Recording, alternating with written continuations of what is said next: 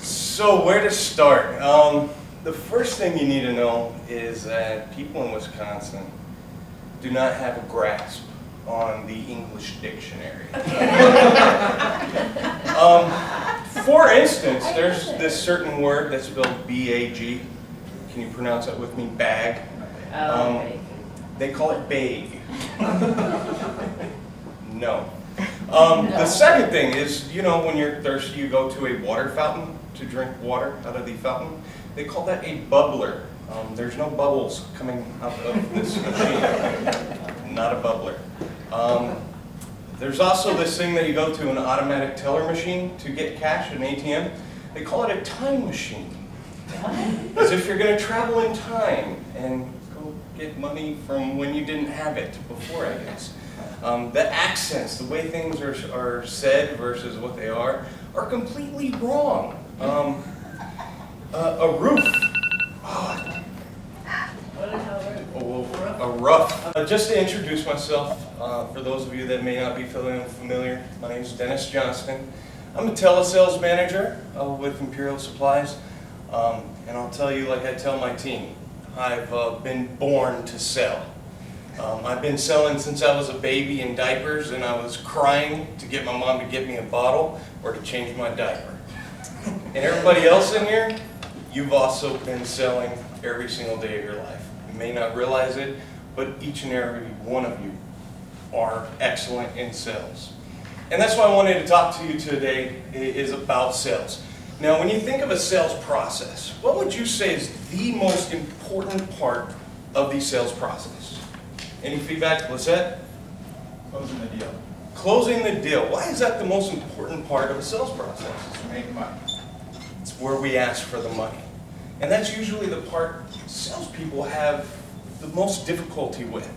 So I wanted to provide you with a little bit of help here today on how you can get better at closing the deal. And I want you to think about sports. Sports in general is a great analogy towards sales. So let's talk basketball since it's the NBA Finals right now. You know, Derek, who's your favorite NBA player? Oh man, I don't have one. You don't have one? Well, my favorite, LeBron James. LeBron James? Well, my favorite is Jordan, so we're all on the same page. Let's talk LeBron James. Okay? So LeBron James, he's playing basketball against the Spurs right now. Let's say Tim Duncan does his bunny hook and misses. He goes up, grabs a rebound, right? And he's dribbling down court, because you know he's a ball hog, so he's dribbling down court. Here comes Tony Parker right in front of him. Who's spinning? Just gets past him. Okay? So he's done a lot of work at this time. He's still got a half court to come. He's just going down. He's delivering great basketball moves to the net, and he comes up and he jumps, and he just drops the ball. Okay? So let's look at this process here. He gets that rebound. That's him introducing himself into the play.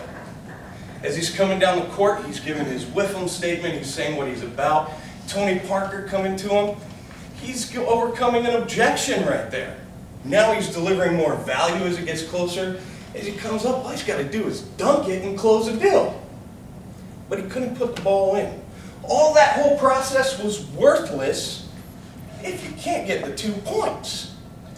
And that's what closing is getting the 2 points to close the deal. Each and every one of you do that on a daily basis, whether it's asking your kids to take out the garbage, asking your spouse if you can go play a round of golf, whatever it is. Don't be like LeBron James and not score the 2 points. Thank you all for your time. Introduce myself again. My name is Dennis Johnston, and I'm in sales at Imperial Supplies. I'm a telesales manager for our regional team. And I wanted to have a presentation with you guys here today and talk a little bit about some sales skills. Because as my mother will tell you, I've been in sales my whole life since I was a baby. Tell you I was the best crier to be able to get a new bottle or my diaper changed. So wanted to talk to you guys and kind of find out what you all think is the most important sales skill to have in order to have success in sales. Would anybody in the back table have any ideas they want to toss out? I Asking for the business. Asking for the business. That's a great answer. Thank you very much. I would also have to agree. It's really asking for the money, asking for the sale. And that's what I wanted to talk to you today. Because if you can't get the money, you're not going to be in business anymore. And I wanted to kind of put that into an analogy for you. So, it's NBA time. Let's talk a little basketball. Who's your favorite basketball player around here? Anybody? Derrick Rose.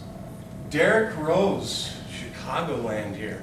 Let's talk Chicago basketball. Derrick Rose. A little bit. I'll try my best. Let's take Derrick Rose. He's a great athlete. So let's say Derrick Rose is in a basketball game. They're playing the Bucks. So they're playing the Bucks. So you know they're going to miss a lot. So Derrick Rose is there. You know, bang, gets the rebound. He has the ball. And, you know, he's driving down the court.